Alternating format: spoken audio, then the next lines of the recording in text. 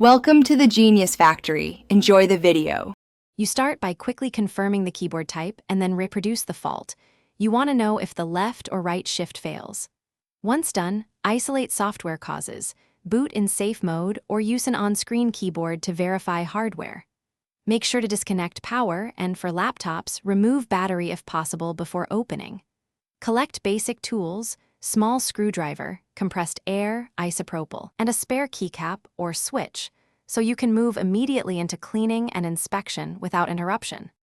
You now remove the affected keycap carefully, noting how the hinge clips align so you can reattach it later.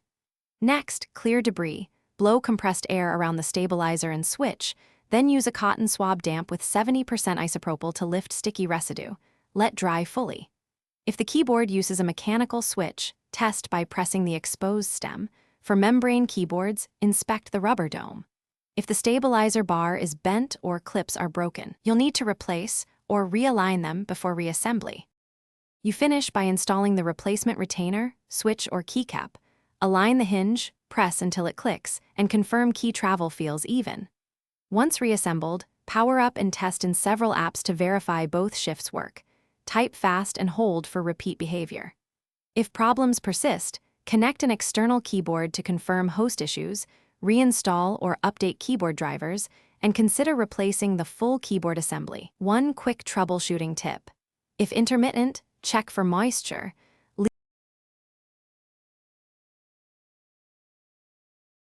Thanks for watching. If you found this helpful, don't forget to like and subscribe.